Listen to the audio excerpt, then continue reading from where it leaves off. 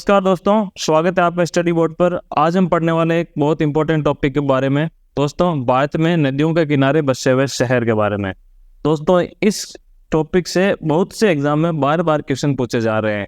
तो आज की क्लास के अंदर हम पूरा डिटेल के अंदर देखेंगे कौन सी नदी के किनारे पे कौन सा शहर भारत के अंदर बसा है। तो सबसे पहला हमारा क्वेश्चन आता है दोस्तों, बनारस किस नदी के तट पर स्थित है।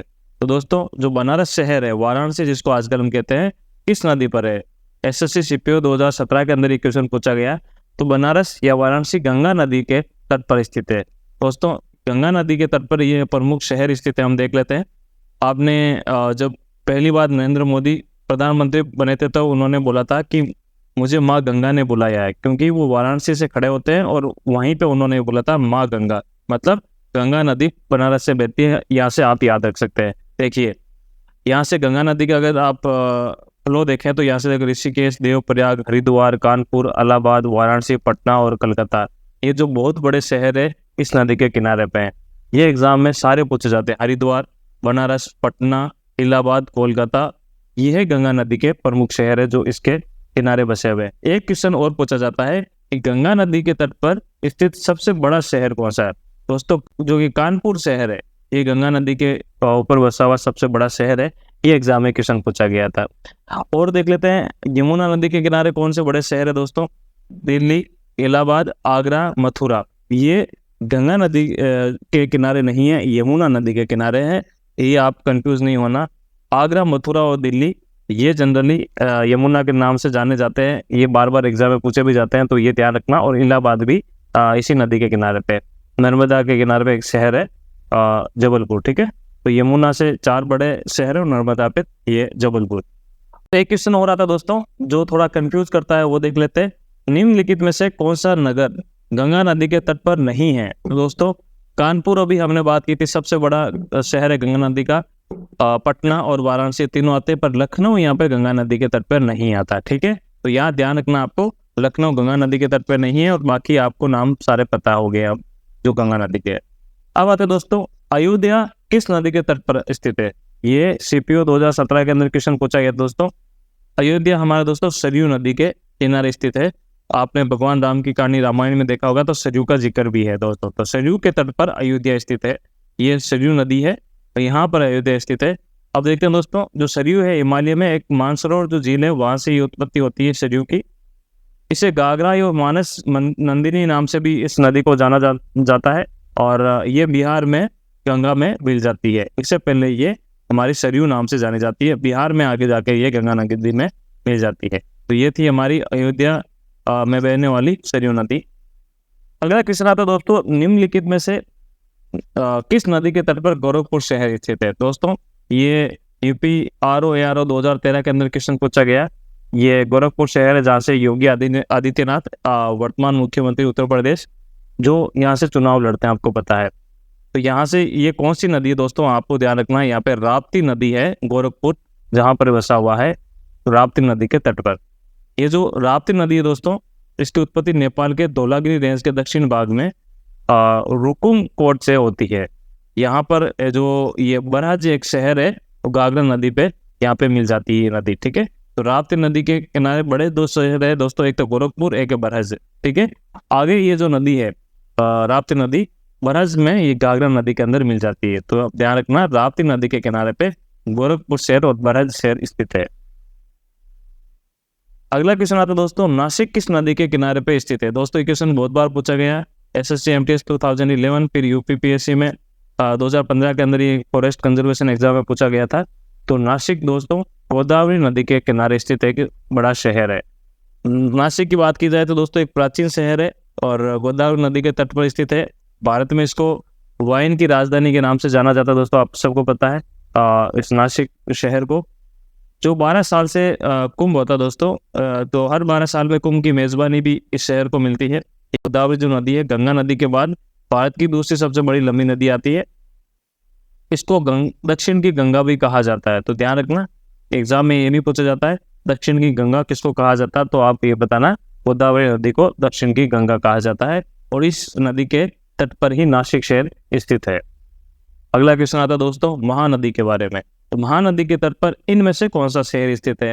तो दोस्तों, विजयवाड़ा महानदी पे नहीं है, और कटक जो है हमारा महानदी के किनारे पे है। सूरत नहीं है और उज्जैन भी नहीं है। अभी देखते हैं, ये जो कटक है दोस्तों, ये उड़ीसा के अंदर यहाँ पे हमें देखने को मिलता है। यहाँ पर ये स्थित है महानदी के तट पर। यहाँ पे देखो, ये महानदी के तट पर स्थित कुछ शहर है।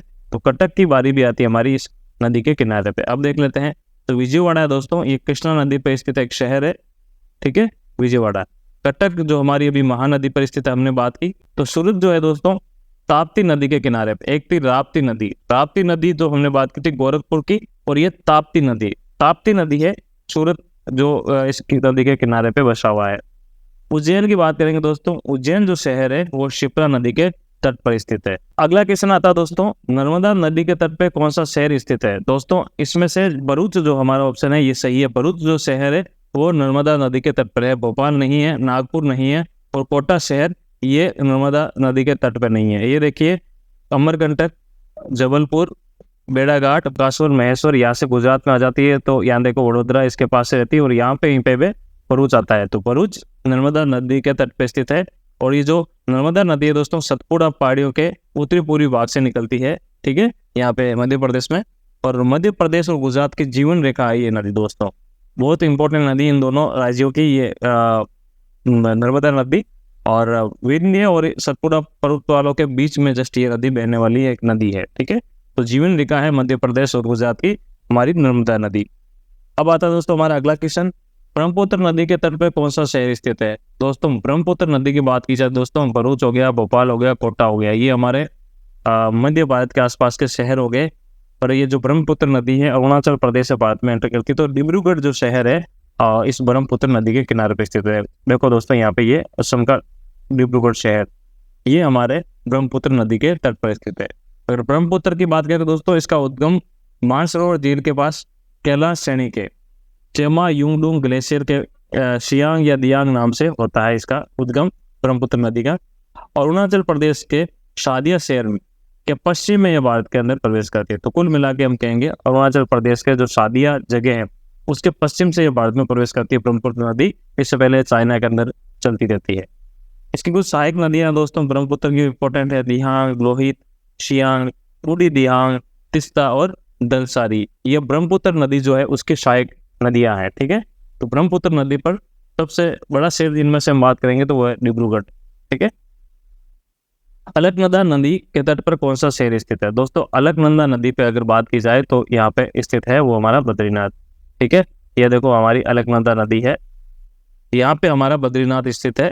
तो अलकनंदा नदी कैलाश और बद्रीनाथ के निकट बहने वाली गंगा नदी की एक शाखा है, ठीक है। ये गंगा नदी के 4 नामों में से एक है। यहाँ गंगा के कई अलग अलग नामों में अलग अलग रूप है। गंगोत्री में देखो यहाँ से आती है गंगोत्री, तो गंगोत्री से गंगोत्री में अगर इसका नाम देखेंगे तो भागीरथी है। और केदारनाथ में यहाँ देखो केदारनाथ में मंदाकिनी इसका नाम है, और बद्रीनाथ में अलकनंदा नाम से है, ठीक है। आगे देवप्रयाग में ये अलकनंदा नदी आगे गंगा बन जाती है, ठीक है। तो ये थी हमारी अलकनंदा नदी जहाँ पर बद्रीनाथ शहर स्थित है। अब आता दोस्तों चंबल नदी के तट पे कौन सा शहर स्थित है? देखो चंबल नदी की बात की जाए दोस्तों, मध्य प्रदेश के आसपास शहर है कोटा, यहाँ पर स्थित है हमारा कोटा शहर चंबल नदी पे। ये देखो यहाँ पे तो कोटा जो शहर है चंबल नदी के किनारे पर है। तो ये जो चंबल नदी है दोस्तों, ये इंदौर के पास में जन्ना पाव की पहाड़ियाँ, वहाँ से इसका उद्गम होता है, ठीक है। जन्ना पाव की पहाड़ियाँ, वहाँ से इसकी उत्पत्ति होती है। और चंबल नदी भारत में सबसे साफ 12 बांसी बहने वाली नदियों में से एक है, सबसे साफ नदियों में से एक, और पूरे साल भर बहती है दोस्तों। और ये दोस्तों मध्य प्रदेश के विंध्य रेंज के दक्षिण ढलान पर महू शहर के दक्षिण में यहाँ पे इसकी उत्पत्ति होती है, इंदौर के पास में। इंदौर के पास में एक शहर है Mhow, MHOW, military headquarter of war के नाम से शहर बना हुआ है। वहाँ से ये दोस्तों नदी निकलती है, और यहाँ से ये जाती हुई देखो यहाँ पे राजस्थान का एक कोटा शहर है, चित्तौड़गढ़ कोटा, यहाँ पे 4 बांध भी बने हुए हैं, ठीक है, चित्तौड़गढ़ कोटा के पास में। तो यहाँ से जाती हुई आगे ये यमुना नदी में मिल जाती है। तो ये थी हमारे दोस्तों चंबल नदी जो कोटा शहर इसी नदी के किनारे पे बसा हुआ है। अब आता दोस्तों अगला विजयवाड़ा शहर। विजयवाड़ा शहर किस नदी पे बसा हुआ दोस्तों? कृष्णा नदी पे। देखो ये विजयवाड़ा लगभग यहाँ पे आएगा दोस्तों आंध्र प्रदेश में। तो विजयवाड़ा यहाँ पे कृष्णा नदी पे बसा हुआ एक शहर है। SSC FSI 2012 में क्वेश्चन पूछा गया है। ये जो कृष्णा नदी दोस्तों महाराष्ट्र के सतारा जिले के जोर गांव के पास महाबलेश्वर से निकलती है।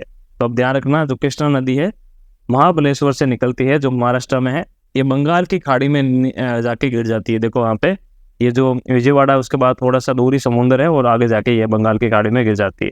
ये भी काफ़ी लंबी नदी है दोस्तों, लगभग यहाँ पे पश्चिमी घाट से लेके शुरू होती है और यहाँ पे आके देखो बंगाल की खाड़ी में जाके गिरती है। 1290 किलोमीटर लंबी नदी है दोस्तों ये हमारी कृष्णा नदी। अगला क्वेश्चन आता है दोस्तों, भागीरथी और अलकनंदा नदी के संगम पर कौन सा शहर स्थित है? अभी हमने बात की थी भागीरथी नदी और अलकनंदा नदी के बारे में। यहाँ पर दोस्तों देवप्रयाग शहर स्थित है। देखते हैं, देखो यहाँ से आती है दोस्तों भागीरथी नदी गंगोत्री से, और दूसरी नदी आती है अलकनंदा जो आती है बद्रीनाथ से। ये नदियाँ आके देवप्रयाग में मिल जाती है और यहाँ आगे यहाँ पर संगम होता है और आगे ये नदी गंगा नदी के नाम से जानी जाती है। तो देवप्रयाग उत्तराखंड के टिहरी गढ़वाल जिले का एक कस्बा है, एक नगर पंचायत है, ठीक है। देवप्रयाग उत्तराखंड के टिहरी गढ़वाल में। अलकनंदा नदी है दोस्तों पंचप्रयाग में से अंतिम है और अलकनंदा नदी भागीरथी नदी से मिलती है और आगे यहाँ पे गंगा नदी के रूप में जानी जाती है। तो ये थी हमारी गंगा नदी जो देवप्रयाग में यहाँ पे बनती है अलकनंदा और भागीरथी से। अब आता दोस्तों लेह। लेह कहाँ पर, कौन सी नदी के किनारे स्थित है? दोस्तों लेह जो है सिंधु नदी के किनारे पे स्थित है। ये 2013 के आरओ एग्जाम में पूछा गया था।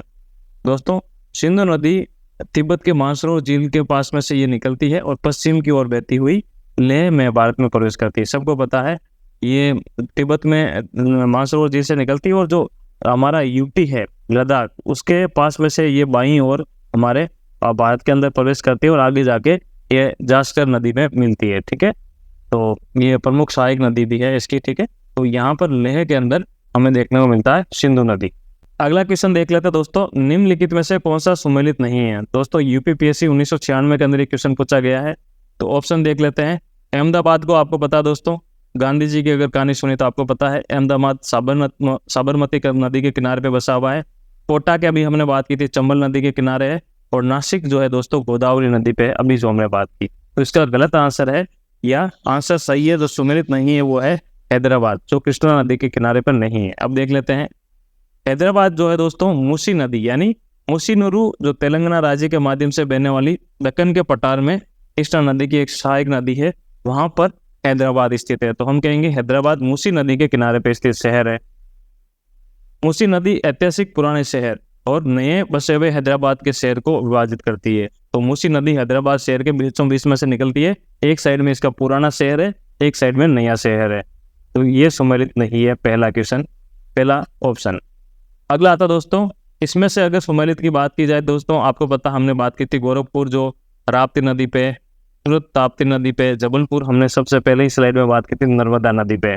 तो दोस्तों इसमें से सुमेलित नहीं है लुधियाना जो रावी नदी के तट पे नहीं है, सतलज नदी आती है। देखो लुधियाना पंजाब का सबसे बड़ा शहर है और ये वीर निर्माण राजधानी भी कहा जाती है। यहाँ पे काफ़ी मैन्युफैक्चरिंग होता है और सतलज नदी जो है यहाँ पे इसी किनारे पे ये लुधियाना शहर बसा हुआ दोस्तों।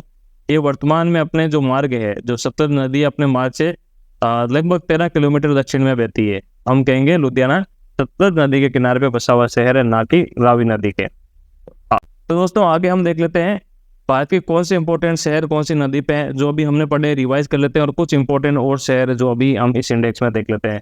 तो सबसे पहला शहर दोस्तों आगरा, दिल्ली आगरा हमने बात की थी। ये दोनों शहर जो दोस्तों ये है यमुना नदी पे हमने बात की थी, दिल्ली और आगरा, और यहाँ पे मथुरा भी है, ठीक है। तो तीनों शहर है जो हमारे यमुना नदी पे स्थित है।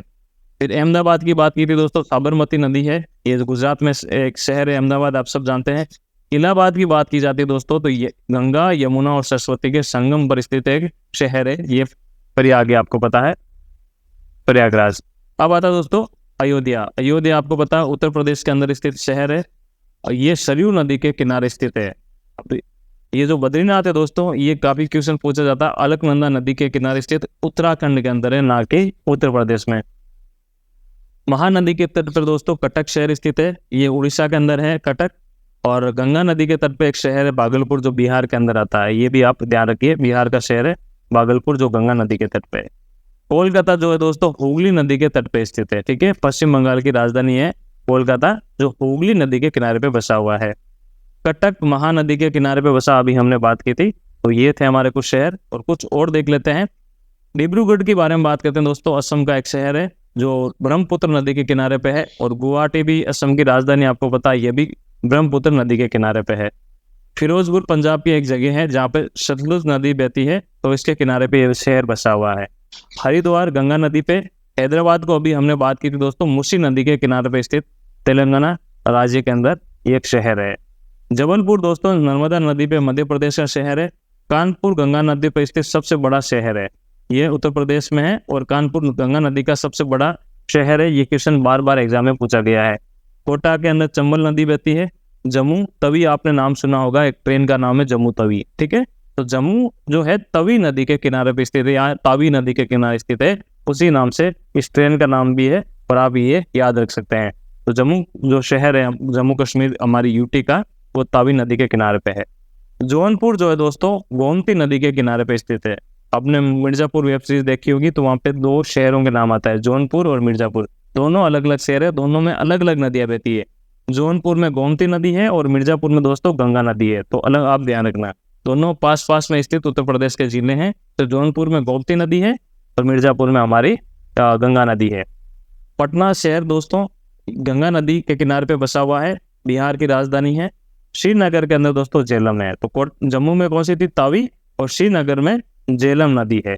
तो ये हमारा कुछ शहर थे जो किनारे बसे हैं। कुछ और देख लेते हैं इंपॉर्टेंट। सूरत दोस्तों हमने पहले पढ़ा था तापी नदी के किनारे पे।